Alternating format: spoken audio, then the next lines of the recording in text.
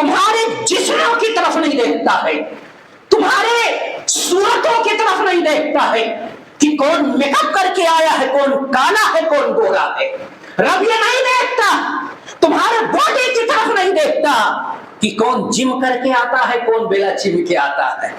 تمہارے بدن، تمہارے مصور صورتوں کی طرف اللہ نہیں دیکھتا ہے، رب دیکھتا ہے تو تمہارے دل کو دیکھتا ہے، دل کے اندر دل کی دھڑکن کو دیکھتا ہے، اس کے اندر چھپا اخلاص کو دیکھتا ہے۔ اگر اخلاص و للہیت ہے، اللہ قربانی کو قبول کرتا ہے، چاہے وہ کتنا کمزور ہی کیوں نہ ہو۔ اور اگر اخلاص کی دھڑکن اس دل کے اندر نہیں ہے تو آپ پوری پراپرٹی اللہ کے راہ میں قربان کر دو، ایسی پراپرٹیوں کو اللہ کو ضرورت نہیں پڑے گا۔ یہ پہلی قربانی تھی جو حضرت آدم کے دونوں بیٹوں نے پیش کیا۔ دوسری قربانی کا ثبوت حضرت ابراہیم علیہ السلام کی زندگی سے ملی۔ حضرت ابراہیم کو اللہ نے ابتلاءات اور آزمائشوں سے دوچار کیا، 80 سال کی عمر ہو جاتی ہے، بیٹے کی نعمت سے محروم ہیں، رات کی تنہائی میں بیٹھ کر کے پروردگار سے دعا کرتے ہیں، رب دعا کو قبول کر کے حضرت ہاجر کے بطن سے اسماعیل کی نعمت عطا کر دیا۔ بچپن دودھ پیتا بچہ رب کا حکم ہوتا ہے، ابراہیم اپنے بیوی ہاجر کو اور اپنے بیٹے اسماعیل کو لے کر کے جاؤ، ریگستان میں چھوڑ کر کے چلے آؤ۔ اللہ کے حکم کی تابعداری کرتے ہیں۔ آج ہمارے سامنے اللہ کا حکم موجود ہے، رسول محترم کی سنت موجود ہے۔ کتنے ایسے لوگ مسجد کے اندر بیٹھے ہیں جو اپنے آپ کو اللہ کے رسول کے حکم کے سامنے جھکا دے۔ نہ ہمارے گھر میں اللہ کا حکم چل رہا ہے، نہ ہمارے لباس میں اللہ کا حکم چل رہا ہے۔ بھائی ہے چڈھے پہن کر کے اپنے گھروں میں گھومتا ہے، جوان بیٹا ہے ٹی شرٹ اور نئے گھر میں گھومتا ہوا نظر آتا ہے، باپ بھی بوڑھا ہو چکا ہے، غیرت مر چکی ہے، بوڑھا ہو چکا ہے، اور اپنے گھروں میں ویسٹرن لباس پہن کر کے بہوؤں کے سامنے آتا ہے، بیٹیوں کے سامنے آتا ہے، دیگر لوگوں کے سامنے آتا ہے۔ ایسے گھر کے اندر بے حیائی نہیں پھیلے گی، بے غیرتی نہیں پھیلے گی تو کس چیز کی امید کی جا سکتی ہے؟ رب کے حکم کو توڑو گے، مصطفیٰ کی سنت کو بالائے طاق رکھو گے، تمہارا گھر بے غیرتوں والا گھر ہو جائے گا، کبھی اس گھر کے اندر اللہ کی مدد نہیں آئے گی۔ اور اللہ ایسے دھیرے دھیرے کھینچتا ہے۔ بہت سارے اربپتیوں کو دیکھا گیا، جب رسی ٹائٹ کرتا ہے اللہ رب العالمین تو 100% پہ 80 پہ لے کر کے آتا ہے، اور 70 پہ لے کر کے آتا ہے، اس کو احساس بھی نہیں ہوتا ہے، اور ایک دن گلی اور نکڑوں پہ مارے پھرتا ہے۔ میرے بھائیو، رب کو ناراض نہیں کیا کرو، رب کو خوش کرنے کی کوشش کیا کرو۔ میں ذکر کر رہا تھا ابراہیم علیہ السلام نے رب کے حکم کے آگے 80 سال کی عمر میں بیٹا آتا ہوتا ہے اور لے جا کر کے ریگستان میں چھوڑ کر کے چلے آتا ہے۔ اور آج تو حالت یہ ہو گئی ہے مسلمانوں کی کہ جب بیٹا پیدا ہوتا ہے تو کان میں اذان اس وجہ سے نہیں دلواتے ہیں کہ ارے میرے بیٹے کے منہ میں جراثیم نہ چلے جائے، وہ بیمار نہ ہو جائے۔ سوچ اگر آپ کی اس طرح کی ہو چکی ہو کہ کلام الہی کے پڑھنے سے اور اس کے جو ہے سانس سے تمہارے بچوں کے منہ میں جراثیم چلے جائیں، یہ اگر کسی کا عقیدہ ہو تو اس سے وفا کی امید نہیں کرنا، نبی سے محبت کی امید نہیں کرنا، اللہ کے حکم پر تعمیل کی اس سے کوئی جو ہے وہ نہیں کرنا کہ اللہ کے حکم کی تعمیل کرے گا۔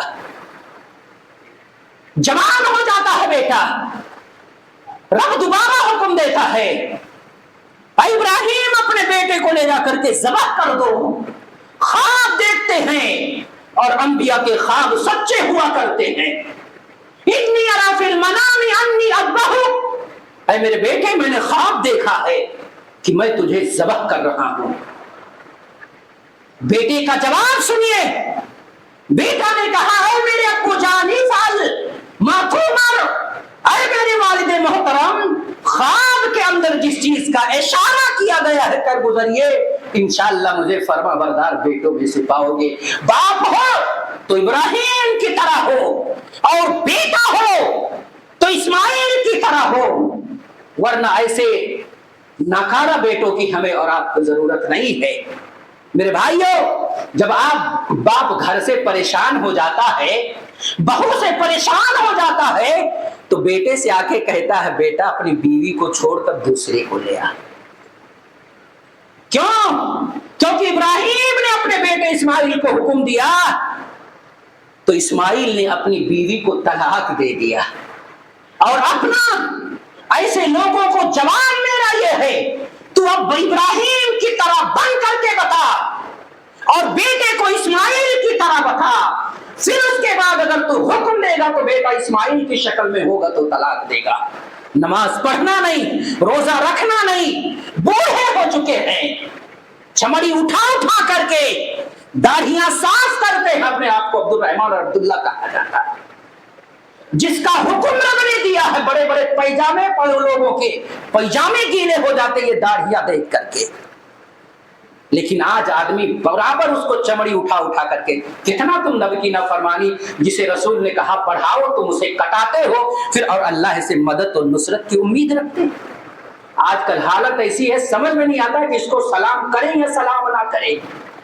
مسلمان ہے، کون سی علامت مسلمانیت کی ہے؟ ماتھے پہ تو عبداللہ نہیں لکھا ہوا، کپڑے پہ تو عبداللہ نہیں لکھا ہوا ہے، ایک چہرہ ہے جسے دیکھ کر کے پہچانا جاتا ہے۔ ظالموں نے اس چہرے پہ اس طرح لگا لگا کر کے نبی کی سنت پر اس طرح لگایا ہے، نبی کی سنت کو ختم کرنے کی کوشش کیا ہے۔ بھلا بتاؤ ایسے لوگوں کو کیسے دیکھ کر کے آدمی پہچانے کی یہ مسلمان ہے؟ مرد کی علامت ہے داڑھی رکھنا اور عورت کی علامت ہے داڑھی نہ رکھنا۔ یہ ہمارے اپنے اپنے نصیب کی بات ہے کہ ہم عورت بننا چاہتے ہیں یا مرد بننا چاہتے ہیں۔ بہرحال ابراہیم علیہ السلام لے کر کے جاتے ہیں، ذبح کا حکم ہوتا، ذبح کا ارادہ کرتے ہیں، اتنے میں آواز آتی ہے اے ابراہیم آپ امتحان میں پاس ہو گئے۔ ایک ذبیحہ بھیج دیا جاتا ہے کبشے کی شکل میں، اور اس جانور کو ابراہیم علیہ السلام نے قربان کیا۔ اور تیسری تفصیل جناب محمد رسول اللہ صلی اللہ علیہ وسلم کی زندگی سے، اور اتنی تفصیل گزشتہ شریعتوں کی قربانیوں کی ہمیں کہیں نہیں ملتی ہے، نہ قرآن کے اندر نہ حدیث کے اندر۔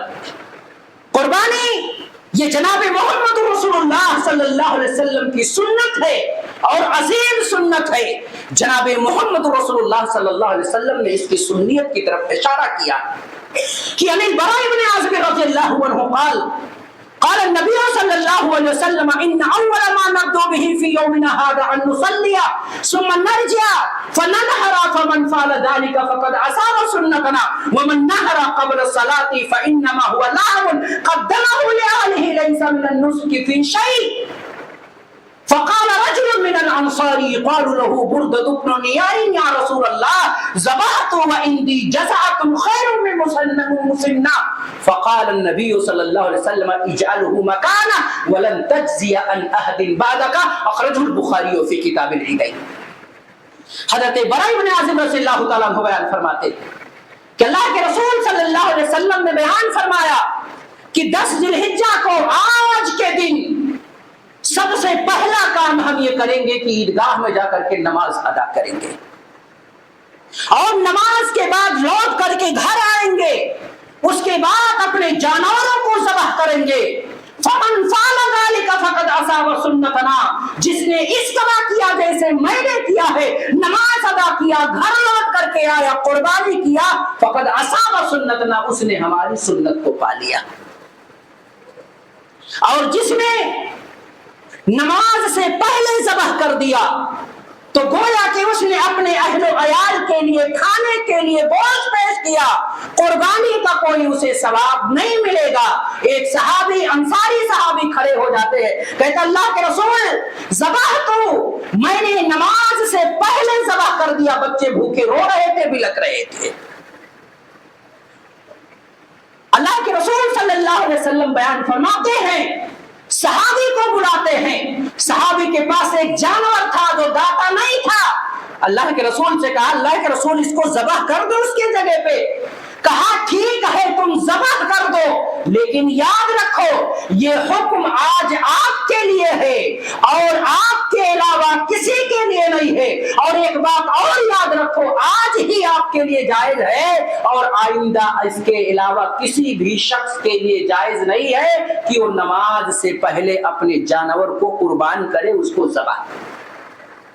اس سے پتہ کیا چلا کہ قربانی سنت ہے، اور کس کی سنت ہے؟ اللہ کے رسول صلی اللہ علیہ وسلم بیان فرماتے ہیں فقد اصاب سنتنا، اس نے ہماری سنت کو پا لیا۔ اس سے قربانی کا حکم واضح ہو رہا ہے کہ قربانی کیا ہے؟ سنت ہے۔ اور ایک مسئلہ اور کھل کر کے سامنے آ رہا، قربانی کے اندر داتا جانور ضروری ہے۔ بہت سارے لوگ دیہاتوں میں یہ سمجھتے ہیں کہ اگر دانت ہل رہا ہے تو اس کی قربانی جائز ہے، اور بیچنے والے تو یتنا زور لگا کر کے ہلاتے ہیں کہ دانت تو نہیں ہلتا، بکرا ضرور ہل جاتا ہے، اور بکرا کو ہلتا دیکھ کر کے خریدنے والا یہ تصور کرتا کہ واقعی میں لگتا ہے دانت ہل رہا ہے، اس کا خرید کے لا کے قربانی کر دیتا۔ ایسے جانوروں کی قربانی جائز نہیں ہے۔ جب تک کہ آپ اپنے چشم سے، اپنے ماتھے کی نگاہ سے اس کے دانت کو نہ دیکھ لیں، تب تک اس جانور کی قربانی پیش کرنا جائز اور درست نہیں ہے، کیونکہ اللہ کے رسول کہتے ہیں لا تذبحوا الا مسنّا، تم قربانی کے اندر صرف داتا جانور ہی پیش کرو، وہ ہلنے والا اور دانت دور دور ہو گیا تو لوگ کہتے ہیں دتوا پھرکائی بھی سے، اب اس کو بھی وہ ذبح کر دیتے۔ میرے بھائیوں جائز نہیں ہے ایسا کرنا۔ اگر ایسا آپ کر رہے ہو تو اس سے کیا کریں؟ گریز کریں۔